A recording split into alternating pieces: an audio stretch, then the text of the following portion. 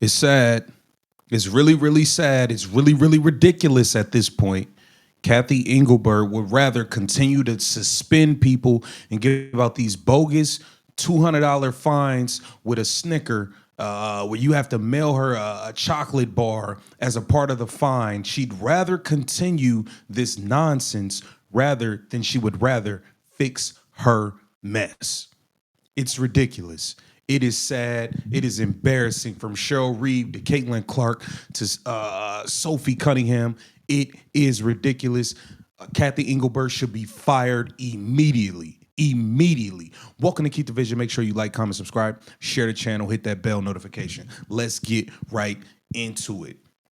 The news came out that Cheryl Reeve has been suspended for game 4. Am I surprised with the way you was wilding, Cheryl? I'm not gonna lie.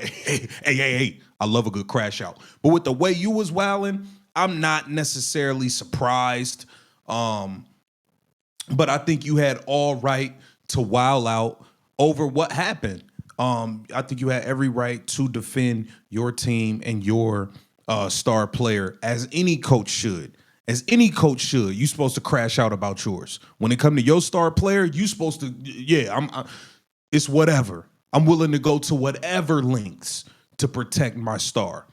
That I like that. I respect that. So here's where it came out. Cheryl Reeve has been suspended for game 1 for her conduct and comments during and following the team's loss on Friday, the WNBA announced. Reeve will serve suspension during Sunday's game 4 of their semifinal series in Phoenix. Here are a list of things that they use to gather why they are going to suspend her, and we're going to get into the BS of this whole thing, which is ultimately Kathy Engelberg. That's really what it is. It says Reeves' conduct and comments include aggressively pursuing and verbally abusing a game official, failure to leave the court in a timely manner upon her ejection, inappropriate comments made to fans while exiting the court, remarks made in a post-game press conference. These things combined are the reason in which she is being suspended. That's why she's being suspended. And I think this is a really interesting point someone made here. They said Cheryl Reeve getting suspended isn't happening in a vacuum. This is what happens when you hire leadership from outside the league, Kathy Engelbert, ignore the people who built it, and don't listen to players, fans, and coaches. When you dismiss institutional knowledge, you lose the heartbeat of the league. Now things are unraveling, frustrations boiling over, and the people who care the most are the ones paying the price. If you don't censor the voices who live this game, you end up with the mess you have today. That's just the rules of business. Do better. That's a strong statement. Strong statement, and I'm not necessarily mad at it. I think Kathy Engelberg is a joke. She's done a horrible job.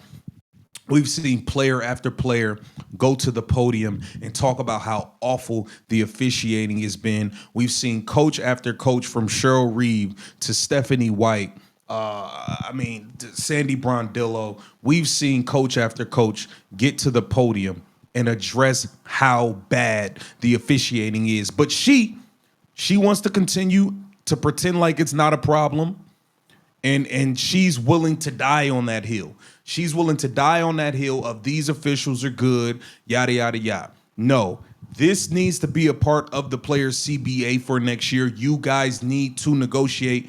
We need a better budget for better referees.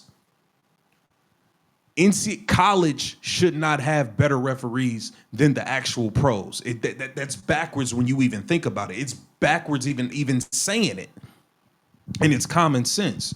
So this is something that needs to be fixed. Let's take a look at Kathy Engelberg continuing to not acknowledge that the fans are trash. She puts more energy into suspending Sophie Cunningham and stalking Sophie Cunningham's social media than she does actually watching to make sure the refs are doing a good job.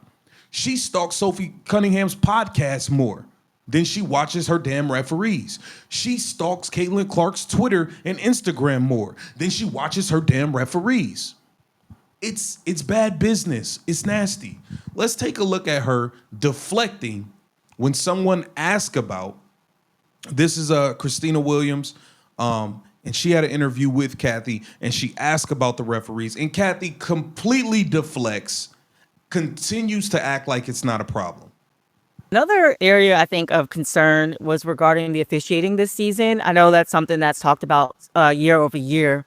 What steps is the league taking to ensure like the fair and consistent calls are being made throughout like these high stake playoff games?